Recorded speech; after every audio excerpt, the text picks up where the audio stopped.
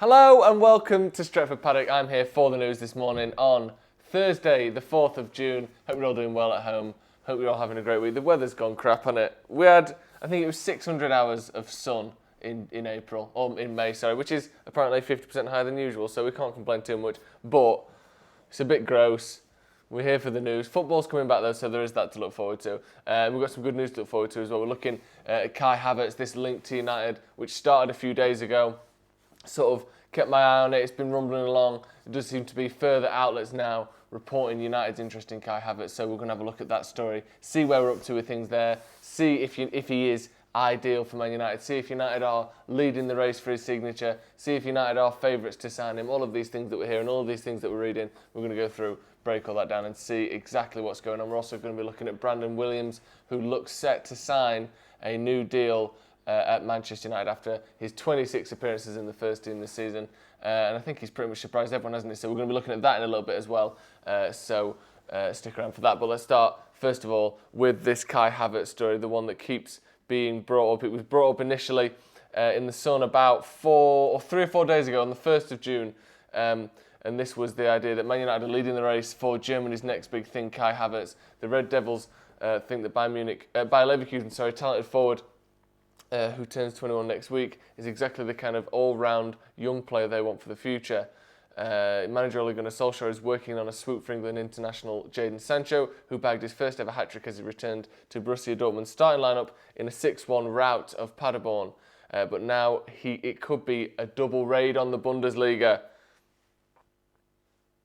United want to proceed in the summer as they know Kai Havertz's value will only increase unless he plays crap next season. Then it will decrease, obviously. So I don't really. When the people say stuff like that, is his value is only going to increase unless he has a bad season, and then it will decrease. Look at Milinkovic-Savic. Not that he even had a bad season, but he was worth 100 million 3 years ago. Now no one wants him, or people do want him, but he's not being talked for the same amount of money. His value will only increase unless he has a bad season next year or a bad 6 months, and then his value will decrease. They are expected to start with 50 million, but may need to go further to get their man. First of all, 50 million is such a low offer compared to what we've heard for Havertz. It's been like 100 million people have been talking. But his value will only increase, so let's keep reading. Havertz has caught the eye with his goals for Leverkusen this season. He has 15 strikes in all competitions. But United believe he can play wide in a front three as well as through the middle. United see former Manchester City youth player Jadon Sancho, who's 20 years old, playing down the right, so Havertz would probably be on the left with Marcus Rashford through the middle. A twin swoop for Bundesliga's brightest stars would not come cheap, though. Sancho on his own is going to set the Old Trafford Club, I love the Old Trafford Club whenever they call us that, back £100 million plus. Solskjaer knows the United have been short in attack. It was the reason why the Norwegian brought in Odion Ighalo, but the Nigeria star's loan officially expired on Sunday after no agreement was reached for an extension with his parent club, Shanghai Shenhua. Right. United had doubts over the cost of the deal for the 30-year-old striker. That's that article then, which was written 3 days ago. Incorrect information that hasn't been updated about the fact that we've let Odion Ighalo go, which we didn't, and the rumours leading up to the Sunday deadline were that we were going to keep him on. So that should have been updated. You're leaving articles out there. The Nigeria Stars loan officially expired on Sunday night after no agreement was reached for an extension with his parent club Shanghai Shenhua. This article's still on their website, and then I know people slag them off, and quite rightly so. And we tend not to use them on this show, but don't be lazy with it. United had doubts over the cost of a deal for the 30 million striker, which is why Odion Ighalo is now back in China, isn't it? That's where he is. He's not training with United this morning. So this article, it all felt a bit not right to me. Then again, in the MEN today, we're hearing more reports, we're hearing more stories. So I thought, let's have a look at this, let's cover this. Bayer Leverkusen coach has given Man United a new transfer option. Man United are still planning to be active in the summer window, and one move could be a significant building in the squad. While Bayer Leverkusen's assistant manager Marcel Daum admitted his club might have to cash in on the prodigiously talented Kai Havertz this summer, he did little to dampen the enthusiasm around the German international. For me, he has the elegance of Zidane. If you see his movement, he's very elegant. He's always calm. He has great passing ability. What a lot of people don't see, because we watch him every day, is that he's pretty fast, and that's a big bonus. He's a great player. He's scoring goals. He's great in the air, and he's pretty fast. So it's up to him how far he can go. Now, the link to United comes. There's reports here about he's leading the line for his club. He's got 5 goals in 4 games, and breaking down the goals he scored this season, which we assume, according to what we just read before, he's netted 15 goals this season. So it should come as a little surprise that he's been linked with Manchester United this summer. Even his fellow Bundesliga starlet Jadon Sancho remains the club's top priority. The extension of Odi Nagalo's deal until the end of January 2021, at least they've heard about that. The other newspaper haven't heard about that. Has also reduced the need to strengthen in the attack this summer, but Havertz ticks a lot of boxes. Not only is the ideal age profile for Ole Gunnar Solskjaer's fresh dynamic squad, but he is quick and capable of playing on the break, as well as being a world-class performer out wide, behind a striker, or leading the line. He's world-class in all 3 of those. He could cover several attacking positions in United squad. So let's actually, before we move on, I'll get some comments in a minute. As well as being a world-class performer out wide, behind the striker, or leading the line. Now let's have a look at Kai Havertz's stats this season. He's got 5 goals in 4 games when playing as a striker. 7 in 7 when playing as a centre-forward. You could say that's potentially world-class numbers, but 7's only a very small sample size, isn't it? He got 5 in 10 with 5 assists from the right wing. So 5 assists, 5 goals from the right wing. That's pretty excellent. And 3 goals and 2 assists in 21 appearances, which is where he plays predominantly. 3 goals and 2 assists in 21 as an attacking midfielder. And I think he's an excellent player, but I wouldn't call that world-class in all 3 of those positions. But obviously, United have been linked with him. There's rumours that he's favourites to go to Bayern Munich, who tend to sweep up most of the young German talent. But this is one of those stories where I just sort of... I've avoided this a little bit, because I just think the chance of this one happening seem very slim, and the way that the articles are being written, as we looked at that one before, the article is being written by someone that doesn't even know that Odi Nagalo is still playing for Manchester United. So what's the rest of the article based on? You don't even know who plays for Man United. There was no mention of Anthony Martial, who Rashford. Why do I keep saying Havertz? Kai Havertz, who Rashford is supposedly taking his place up front without any mention of him. Havertz is supposedly coming in on the left-hand side. This all feels to me as a very unlikely story, to be honest. Too pricey. If Gomez stays, he can be our Havertz in a way. Max Aarons is a better option than Delo. There's a lot of right-back chat in the comments. I would have Grealish and a left-back over Havertz. Both would probably cost the same. Yeah, anyone we get from relegation team isn't going in the starting 11. So is it worth 40 million for one player to add squad depth? I think you're talking there potentially about Max Aarons or maybe Grealish.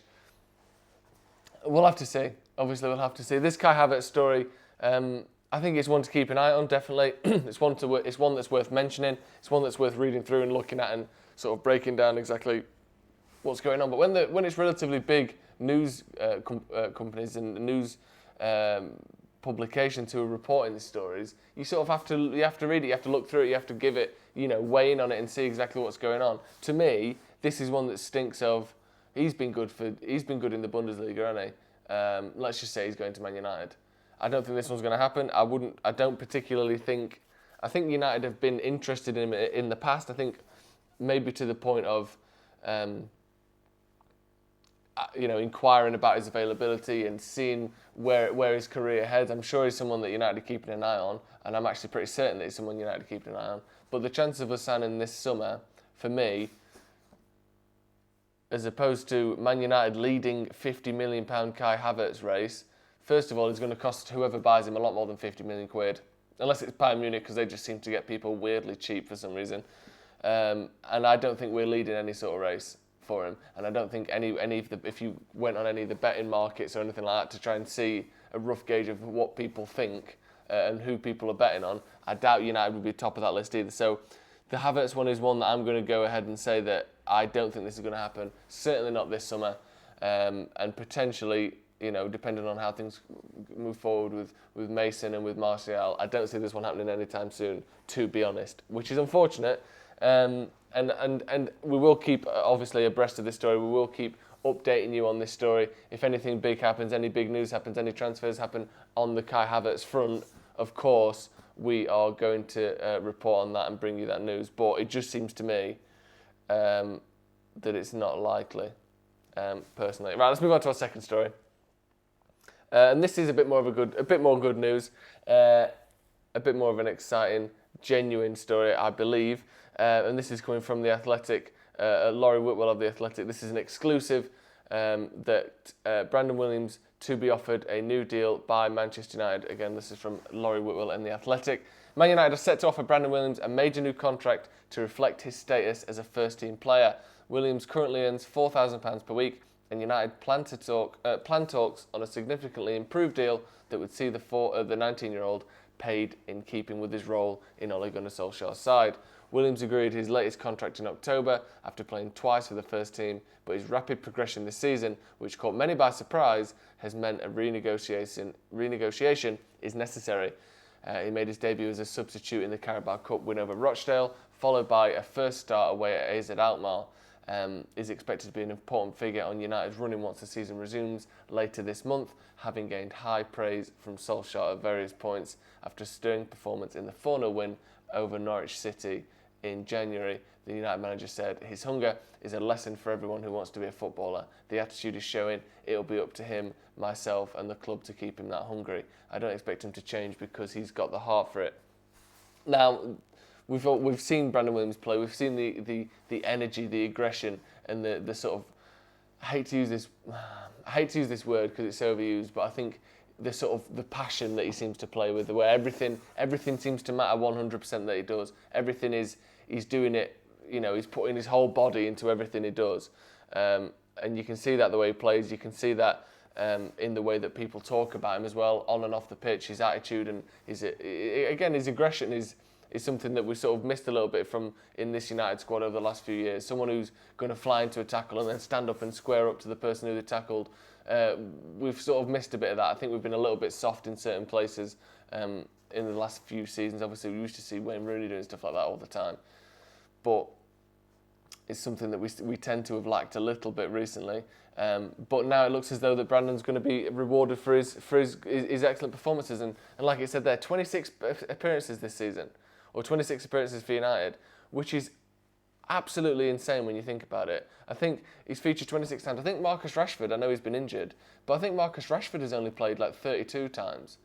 So he's playing a similar amount of games to our best player, which is quite remarkable, really, especially considering, Luke Shaw's played a lot of games this season as well. It's not as though he's Luke Shaw's been injured or he's had to come in and cover over someone else. He's playing as well as Luke Shaw. He's playing in that sort of left wing back spot when we play 5 at the back against the bigger sides. He can play in that left back spot as well. He's had excellent games. He's only, in my mind, had maybe one bad game, and that was the away game against, I can't remember who it was, the first knockout round, the away tie in that game. Where we drew 1-1, I think. I can't remember the team. But that was the only game where I thought he looked a bit out of position and not quite up to speed. But other than that, he's been a real breath of fresh air, playing right-footed at left-back as well, which we've seen down the years. That's not something that's too crazy, but it is unusual. And again, he's one of those players where you put him on that list with sort of Scott McTominay a little bit, where you kind of go, if you were to say which fullback would have come through United's academy to start in the first team this season, I think most people would have said Ethan Laird. But it just happens to be that Brandon, over the last couple of seasons, presumably down to Laird's influence and sort of dominance in the youth team, has switched from being a right back to being a left back. And we just happen to need left back cover, for a little while, and he's come through and he's made an excellent impression. Where if that gap had been on the right hand side, it may well have been Ethan Laird. You may well have never seen Brandon Williams, but now we have seen him, and the attitude and his aggression, and like I said, the intensity that he plays with, and the sort of the heart that he plays with is something that's endeared a lot of people to him, and he's a good footballer as well. Excellent going forward, and he seems to offer a bit more than Luke Shaw going forward, which is why he plays that left wing back role so well.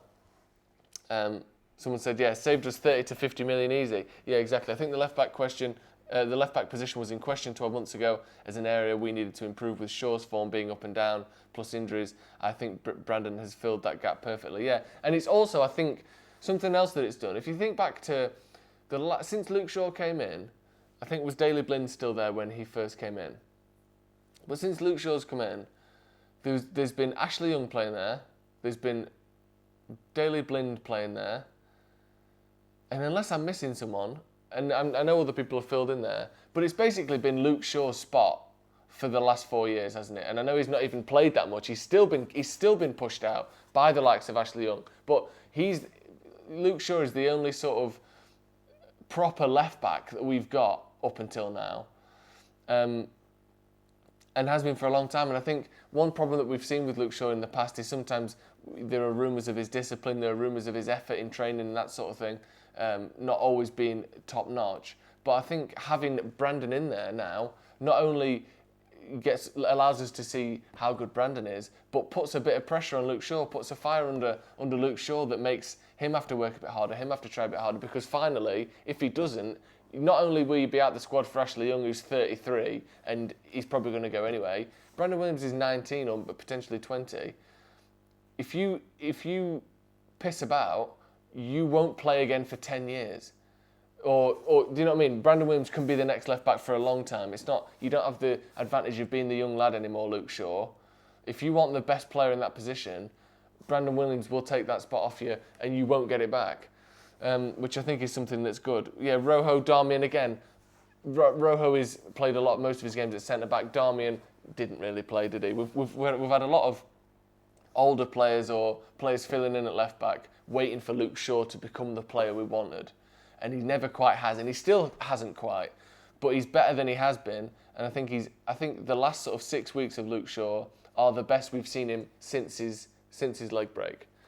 And I know that's 3 years ago now, so obviously we want to start seeing that player more consistently. But it's nice to have someone. It's nice to have competition in that position. We seem to have competition in almost every position on the pitch now, except on right wing, which obviously we're looking to address. Josh Sutton says, "I'm absolutely chuffed that Brandon has signed an extension. Bold prediction, but I think he's going to usurp Luke Shaw in a couple of years." I don't think it's that bold. Thank you for the donation as well, Josh. Thank you very much for that. I don't actually think that's that bold a prediction. Obviously, you wouldn't have expected it at the start of this season. But as you're sort of alluding to there, with the fact that you even think that he might take over Luke Shaw's spot is an indication of how good he's been. And $4,000 a week is obviously way more than I would guess any of us who are watching this video or filming this video are earning. And it's nothing to be sniffed at, $4,000 a week. But for a player that's playing 26 games for the biggest club in England, we all know that number, if we sort of take away almost the actual how much that is, $4,000 a week doesn't reflect that position in the squad, does it? So it makes sense for him to be getting a big upgrade on that. Housen used to go on about Brandon getting booked all the time. It's good that he's managed to keep that under control since breaking into the first team while still maintaining intensity. I think he has been booked a few times for the first team. But, yeah, he's got that side to him, hasn't he? The thing is, he used to get booked a lot in the reserves, and I think he has been booked, half a dozen times for the first team. But, like you said there, one thing that's good about him is that he still feels like he has that edge and that sort of aggression and rawness where you kind of go, oh, he might get sent off at any time, but he hasn't. And he doesn't seem to let it lose his head. And when he does, was that one against City, wasn't it? Or I can't remember who it was against, where he came flying in and then went flying in again, and everyone sort of surrounded him. But he doesn't actually seem to lose his head completely, or certainly hasn't so far, which is what you're saying there, is one of the good traits about him. He does seem to have kind of found the level that he's a level of aggression that impresses and excites and sort of picks up the mood on the pitch and with the fans, but without getting 4 red cards a season, because that doesn't really help anyone. But yeah, we've seen rumours of Chong and Gomez being offered £20,000 to £30,000 a week to stay at Manchester United, and it doesn't really seem fair that Brandon Williams, who is actually playing most weeks for United, is on a sort of a fraction of what they're earning. So I think this deal was even though he only just signed a new one in October, you can kind of see where this one is coming from, can't you? If the 4,000 that has been reported there is true, because obviously that isn't public information, so you've got to hope that the report is true there. But either way, I think he's got to be expecting a bigger deal there, hasn't he? People saying he's better than Shaw already. Not had a proper right wing for them to go against in training either. Yeah, I wonder if part of Rashford's improvement this season could be put down to playing against Wan-Bissaka in training. Now, it's hard to say, isn't it? Because Marcus Rashford has been improving, but he really does seem to have taken a big jump this season. He's gone from being the sort of player where, 10, 11 goals a season to he had 19 in just over 30 appearances. Better than a goal every other game for United this season. Coming off the left wing, it was literally drifting towards kind of Ronaldo 06, 07 numbers. Obviously not quite, and I'm not saying it'll be that, but you know what I mean? He's taken that jump that players sometimes take. And I wonder if part of that is playing against one of the best one-on-one left back, one of the best one-on-one fullbacks in Wan-Bissaka in the world. And I think if we have a right winger, and that's also probably made Wan-Bissaka a better player as well. So if we have a right winger, someone that comes up in training against Brandon Williams and Luke Shaw, I think that will make both of our fullbacks better. If they had to play against Jadon Sancho every week, and I'm sure they're playing against tricky, good players on that side anyway. Martial maybe drifts out there, Dan James is a good player, but having someone of the quality and consistency of Jadon Sancho out there will probably bring the best out of Brandon Williams, so that's probably something, or hopefully something, he can look forward to. Cameron Waters, who works for Stretford Paddock, says, "Hi Joe, hope you're well, do you miss me?" We should wave at each other through windows. Yeah, that'd be nice. Come to the window and we'll wave at each other. Drive around to near my house and I'll come out and I'll wave to you. That'd be nice. Dugout Dan saying, got to say it's good to see the club being proactive and renewing and rewarding players with these sorts of deals early on to avoid more of the Chong and Gomez situations happening again. Yes, it is good. Get players signed up early, like we saw with Mason, where you just sort of, the deal's done, you sign the deal, you want to stay, and whatever is going on behind the scenes, it just puts out a great feeling around these certain players, doesn't it? There's a feeling at the moment, and I'm sure Angel Gomez can overcome this if he stays at United. If he stays at Manchester United, plays well, gets in the first team, or even if he don't get in the first team, if he represents the club well, after he signs a new contract, assuming he does, I'm sure it will all be forgotten. But at the moment, there is a bit of a feeling with Angel Gomez where there's parts of the fan base where you go, he's trying to take the mick a little bit, and that isn't something you want to be putting out there, especially a young lad coming through. You don't need that extra pressure. So, as Brandon's doing here, as we saw with Mason, get the deal signed early. Give the fans, even if there are these intense negotiations going on behind the scenes where you're fighting with the club, well, we'll leave them. Let the fans feel like you want to stay at United. There was no hassle. They gave you a contract. You signed it because you love the club. And even if there's a bit of marketing and there's a bit of a public spin on that isn't necessarily the case, let us feel that. And it's great that we haven't got this dragged out contract saga going on. It feels as though, rightly or wrongly, and it doesn't really matter either way because the fan perception is what it is, it feels as though he wants to be at the club, and that makes us all like him a lot more. So that's the end of that, really. Thanks for joining me. Stephen Howson is going to be back on Stretford Paddock for a podcast later today, and we've also got a members podcast going out tonight. That was recorded yesterday. That's a lot of fun, so make sure, if you are a member, to check that out tonight. We'll put the link in the community tab. And if you aren't a member and you want access to that podcast, the other podcasts we put out, the behind the scenes footage, make sure you click the little join button. You should be able to see it next to the subscribe button. Select the tier you want. It helps the channel out, obviously, with people not being in the studio except me, and what's going on at the moment. Any support does help a great deal. So if you fancy becoming a member, make sure you do that. You get loads of rewards and loads of extra videos and stuff as well. So it's a bit of back and forth there. So make sure you check that out if you're interested. Cameron Waters says, "Bye, Joe. Are you wearing socks, mate?" Of course I'm wearing socks. Like I said, 4 o'clock we will be live for the Stretford Paddock podcast with Stephen Howson. So make sure you check that out. Thank you very much for joining me once again. We'll see you in a bit.